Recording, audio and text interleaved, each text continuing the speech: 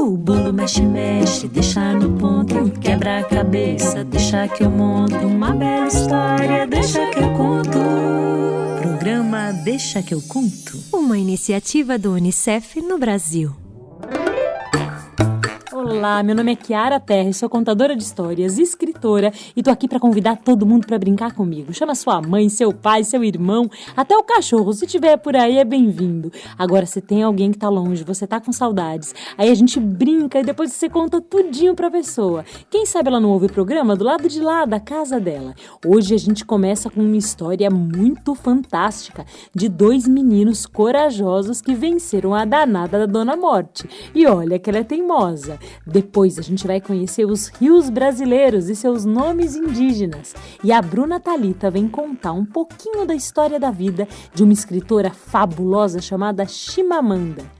Ao final, eu conto para vocês como surgiu o Guaraná e apresento a deliciosa coleção de choros humanos da Kiara Terra. Sim, eu mesma, eu acho que vocês vão gostar. Venham comigo porque tá bonito demais. Churu, chuchu, se a gente não pode sair, as palavras podem. Churu, chuchu, se a gente não pode sair, as histórias podem. Se a gente não pode sair, as histórias podem. A fabulosa história dos meninos que derrotaram a morte.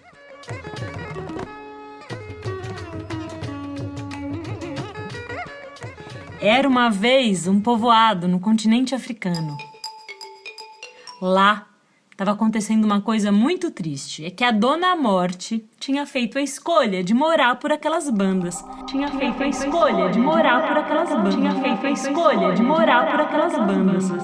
O que isso significa? É uma desgraceira sem fim.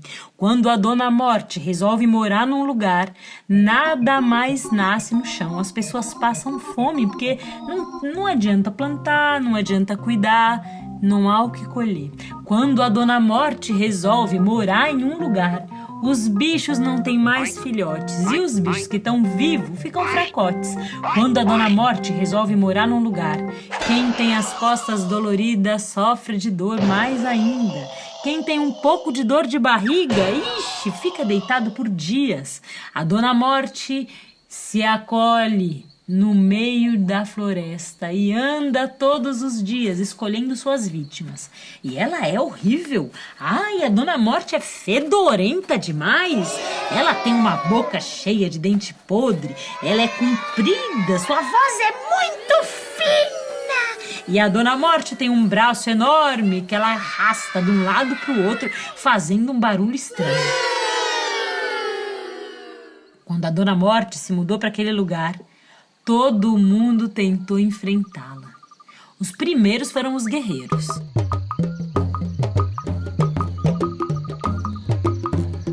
Pegaram as lanças mais fortes, pegaram os venenos mais poderosos das serpentes para colocar na ponta das lanças, para quando essas lanças entrassem no coração da morte, para que ela morresse na hora. Só que esqueceram de uma coisa. Sim, é que como é que a gente vai matar a Dona Morte se a Dona Morte já morreu? Era uma coisa que ninguém sabia. Tentaram conversar com os pássaros, mas eles não sabiam o que fazer. Tentaram conversar com os bichos que rastejam, e eles também não entendiam por que aquilo tinha acontecido naquele lugar. Tentaram conversar com os homens muito velhos, que tinham vivido muito. Quem sabe eles não soubessem algum segredo. Mas parece que os segredos deles não faziam efeito para Dona Morte, porque a bicha era danada. A bicha era muito teimosa, geniosa, e ela dizia: daqui não sai, daqui ninguém me tira. Eu gostei daqui, aqui eu vou ficar dançando catira. Gostei desse céu, gostei desse chão, e aqui eu vou matar quem não me der atenção.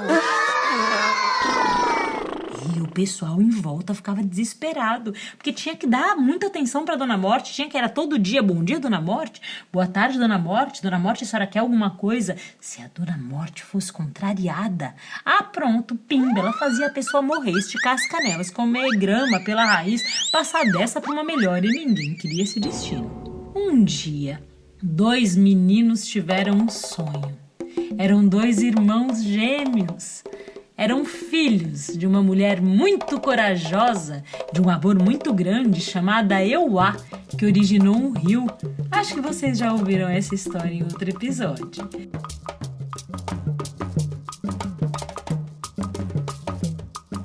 Esses dois meninos já estavam um pouquinho crescidos e resolveram conversar com a Dona Morte. Todo mundo foi contra aquela decisão. A avó dos meninos tentou segurar os dois o quanto pôde. Mas os meninos, eles eram teimosos. Quando eles colocavam uma coisa na cabeça, eles iam até o final. E eles decidiram sair bem cedo, quando ainda tá muito gostoso o tempo, quando o sol ainda tá nascendo e tá tudo fresquinho. Começaram a andar por aí e viram lá longe, era ela, toda vestida em trapos. A Dona Morte andava pela floresta pensando quem seria sua próxima vítima. Quando ela viu aqueles meninos, ela disse: "Vocês querem morrer?" E os meninos disseram: "Oh, não, Dona Morte, a gente veio aqui, sabe, para conversar com a senhora, para lançar um desafio." "Um desafio pra mim? Mas que besteira! Eu sempre ganho de todos os meninos." "Eu sei, Dona Morte, mas a senhora pode fazer um único desafio. Se a gente perder, a senhora mata os dois. Agora, se a gente ganhar, a senhora vai morar em outro lugar." A Morte olhou para os dois, aqueles dois meninos pequenos, e disse: "Quer saber de uma coisa? Tudo bem. É uma chance só, porque hoje eu tô com vontade de me divertir e vocês dois vão servir de bobo pra mim. O seguinte, se alguém de vocês dois me fizer fazer uma coisa que eu não quero, aí pronto, eu vou pra outro lugar, me mudo de casa." Quando os meninos conversavam com a Morte, a cidade inteira estava escondida, olhando por todos os buraquinhos e todas as moitas, atrás de todas as árvores, para ver o que ia acontecer. Só que ninguém sabia que os meninos tinham tambores. Não eram quaisquer tambores, eram tambores mágicos. E o mais bonito é que eles eram gênios. E na hora de conversar com a Morte estava de costas e não percebeu que eram dois. Ficou achando que era um menino só, porque até a voz deles se parecia um pouco. Pois um dos dois se escondeu. E o segundo começou: Dona Morte, vem cá, pra você eu vou tocar. E começou a tocar o tambor. E o tambor batia. E parecia que o pé da Morte obedecia o tambor. Sim, porque era um tambor que quando toca não dá pra ficar parado. Você tem alguma música que você goste muito, que quando toca você não fica parado? Era o caso do tambor mágico daqueles dois irmãos. E os tambores começaram a tocar. Tocaram samba, tocaram machixe, tocaram rumba, tocaram salsa, tocaram coco, tocaram carimbó, tocaram ritmo atrás de ritmo e a Dona Morte dançando. Epa! Eu vou pra lá e pra opa, oi, oi, pra lá e pra cá. Só que chegou uma hora que a Dona Morte estava cansada. O pé dela já estava doído. O joelho também já estava ficando entortado. A barriga da Dona Morte também estava pedindo arrego. As costas dela não aguentavam mais arriar. Pra frente é pra trás, é pra frente é pra trás. Dona Morte parecia que tinha mola em todas as partes do corpo, mas estava ficando tão cansada, que ela estava quase pedindo pra parar. Só que ela não pedia, porque se ela pedisse, ela perdia a posse e teria que ir embora. Os meninos que estavam lá, o que estava tocando, estava com a mão ardida, doendo de tanto bater no tambor. E o irmão estava lá atrás cansado, mas era de esperar chegar a vez dele de participar. Pois quando a Dona Morte deu um rodopio da dança, os meninos trocaram. Quem tocava se escondeu e quem se escondia tocava. E Dona Morte nem reparou que o irmão era outro, porque eram mesmo iguaizinhos. E o segundo irmão fez a Dona Morte dançar por mais um dia inteiro. Quando anoiteceu, ela disse: "Não aguento mais, tô cansada. Ai, pare, por favor. Pare de tocar seu tambor. Pare agora, que eu já não tenho mais força. Vocês venceram.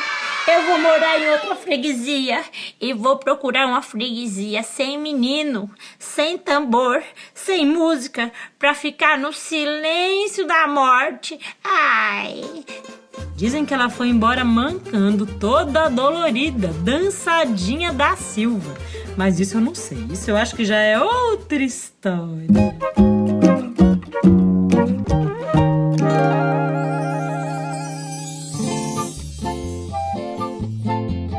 O Brasil é um país grandão e há muita água boa e limpinha por aqui.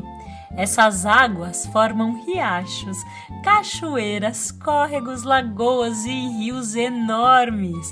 Também tem os rios pequenininhos. E dizem que quando os portugueses chegaram por aqui, eles começaram a espalhar para todo mundo que eles tinham descoberto o Brasil. Mas não foi bem isso não, porque muitas comunidades indígenas viviam nessa terra e conheciam cada pedaço, cada fruta, cada árvore, cada palavra e cada jeito de viver mais diferente um do outro. Essas comunidades indígenas deram nomes para os rios que conheciam e os nomes permanecem até hoje. Dentro de cada nome tem um segredo que só a língua indígena que batizou o rio pode desvendar. Pois agora eu vou falar o nome de alguns rios e vou falar o que eles significam. Por exemplo, você sabia? Araguaia, em Tupi, quer dizer araras vermelhas. Tocantins também é uma palavra em Tupi, que significa bico de papagaio. Esses dois rios, tanto Araguaia quanto Tocantins, nascem lá para as beiras de Goiás e fazem parte de uma bacia hidrográfica. A bacia hidrográfica é uma família composta por muitos rios. Essa baía se chama Baía Araguaia-Tocantins, ou seria Baía Araras Vermelhas, Bico de Papagaio. Também tem o rio Paraná. Paraná é um nome tão bonito, significa parecido com o mar. Eita, que deve ser um rio muito largo! E há também o rio Tietê, que significa pássaro verdadeiro, na linguagem tupi. E os dois juntos formam a bacia do rio Paraná. Há também o rio Parnaíba, que na linguagem tupi significa Rio das Águas Barrentas, que nasce na divisa entre Rio Grande do Sul e Santa Catarina. Há também o rio Capibaribe. Ah, que nome gostoso de falar. Quer falar comigo? Vou contar até 3. Capibaribe. A minha boca abre e fecha se divertindo. Significa Rio das Capivaras, na linguagem tupi.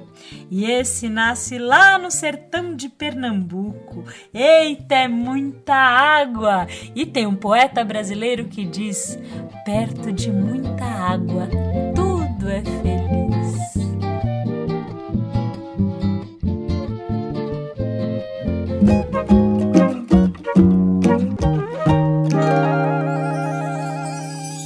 Oi, eu sou a Bruna Thalita e estou muito feliz em contar para vocês sobre uma grande escritora negra chamada Chimamanda Ngozi Adichie. Ela nasceu na Nigéria, um país que fica no continente africano, e desde pequenininha sempre gostou muito dos livros, tanto que com apenas 4 anos de idade já sabia ler. Eu me lembro que aprendi a ler com 7 anos. E você, já sabe escrever o seu nome? Já começou a ler? Foi nos livros que a Chimamanda percebeu uma coisa estranha, que as personagens da história, os lugares da história e as princesas não se pareciam com ela. Moravam num lugar que fazia muito frio e eram brancas como a neve. Mas ela não era branca como a neve. Como ela mesma diz, nasceu com a pele cor de chocolate. E no seu país, o sol sempre brilhava forte. Quando ela tinha 19 anos, foi estudar nos Estados Unidos e notou que as pessoas olhavam para ela e para o seu povo, achando que na Nigéria e no continente africano só existia pobreza, que as pessoas moravam apenas em aldeias e que eram menos inteligentes. E isso nunca foi verdade e era muito perigoso que as pessoas continuassem acreditando naquilo. Era preciso contar uma outra história. Outro era uma vez sobre sua gente. Foi aí que a Chimamanda começou a escrever livros contando sobre a vida das pessoas do seu país.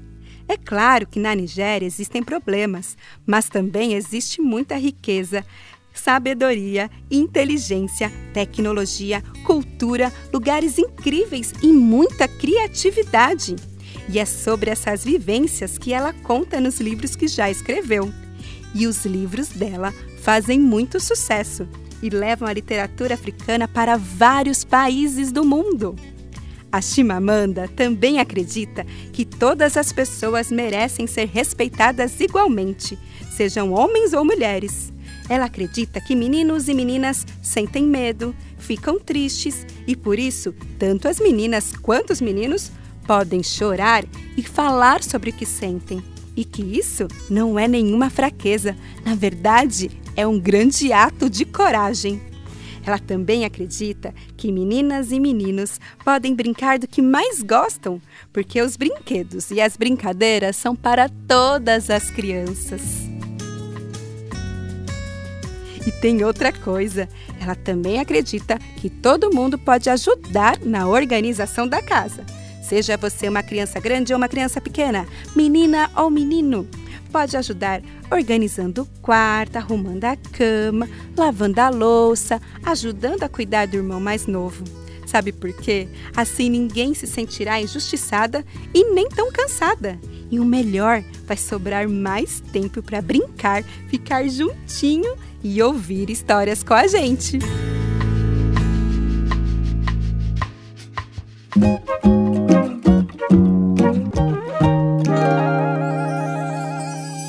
Você conhece a história do guaraná? Guaraná é essa fruta que faz um refresco bem gostoso. Tem gente que toma na forma de refrigerante, outras pessoas tomam na forma do suco, pegando a planta, tirando a semente e fazendo um xarope. Depois coloca água e, se der, coloca uma gotinha de limão. Fica bom demais. O guaraná é originário da Amazônia. E lá no norte surgiu a lenda do Guaraná. A lenda conta que um casal indígena queria muito ter um filho, só que o filho não vinha. Eles se amavam demais e a mulher esperava a criança por um tempão. Todas as outras mulheres da tribo tendo bebês, os bebês crescendo, fortes, bonitos, e só ela não conseguia ter um filho. O marido também queria muito um filho. Ele via os meninos e meninas brincando, correndo, amando seus pais e pensava, poxa, só eu que não consigo dar um filho para minha mulher.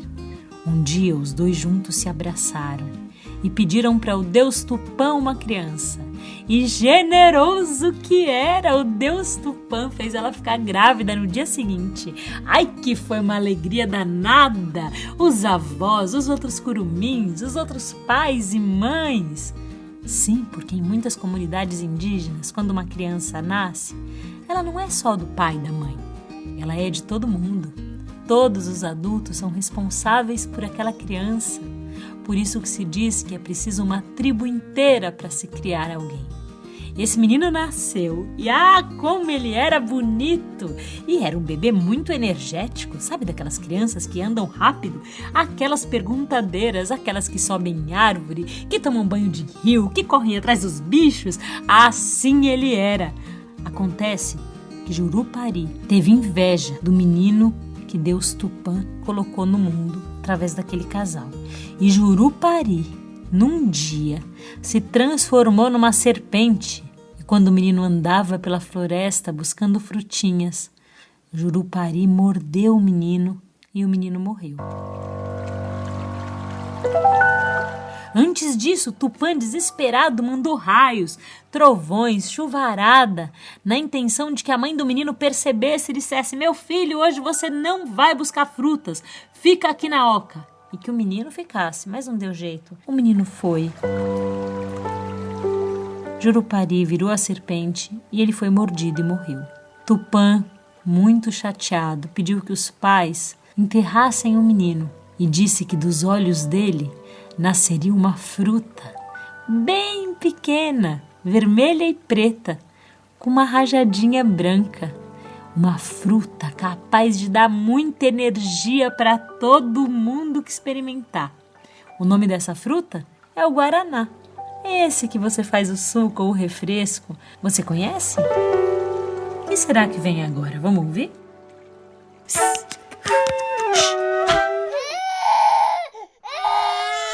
Chorinho, chorão, chororô.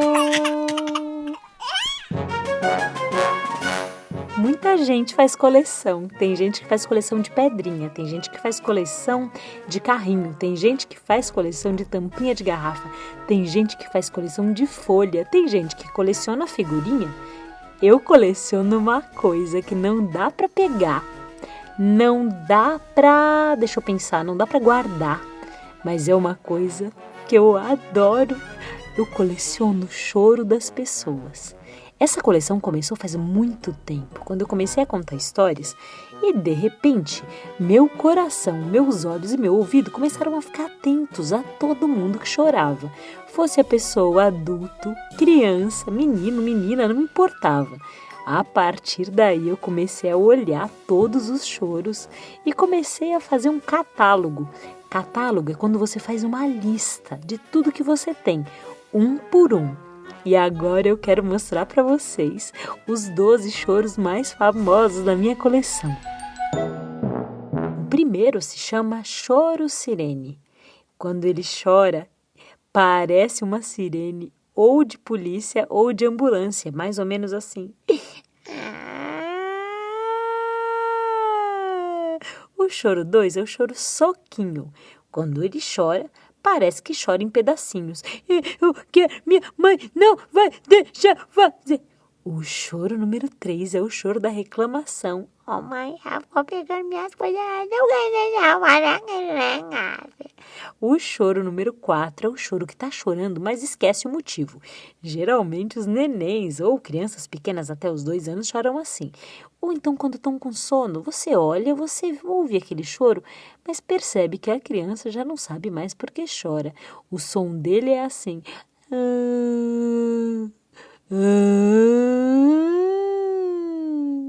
O choro número 5 é o choro risada. A pessoa chora, já acha graça daquilo tudo e já ri. O choro 6 é o contrário. É uma risada tão gostosa que até tem lágrima nos olhos como um choro. O choro número 7 é o pior de todos. É o choro da mãe que se perdeu do filho. Ela olha para um lado, olha para o outro, ai! E de repente ela encontra. Quando ela encontra, ela chora o choro bravo e o calmo. O choro calmo é o choro que a mãe diz: meu filho, não saia de perto de mim como você fez dessa vez. A mamãe ficou nervosa. O choro bravo, a mãe já procurou há muito tempo, então quando ela encontra, ela quer dar um beijo, um abraço e uma bronca ao mesmo tempo. E ela chora o choro silábico, porque ela divide em sílabas. Vamos dividir a palavra sorvete? Sor-ve-te. Isso mesmo, pois a mãe chora assim: eu já falei pra você parar de ficar longe de mim. Ninguém me escuta. Agora eu vou fazer o choro meleca. Esse, a criança começa a chorar e coloca as mãos dentro da boca. Nem sei como cabe tantos dedos numa boca tão pequena. Quando aquela mão sai, ela tá cheia de meleca, pois a criança passa a mão de meleca perto do nariz e junta com a meleca do nariz. Ai! Depois a criança passa a pontinha da língua para sentir o gosto da meleca. Ui, você já viu alguém chorar desse jeito? Ai, ai, ai, ai, ai, que melequeira! E o choro 12, qual será? Eu prometo que faço no próximo programa a segunda parte da lista de choros humanos da minha coleção. Começando pelo choro 12, vou dar só uma pistinha, é o choro da mãe brava. Eita, você conhece esse? Será? Ah, vamos esperar para ver. Até já já.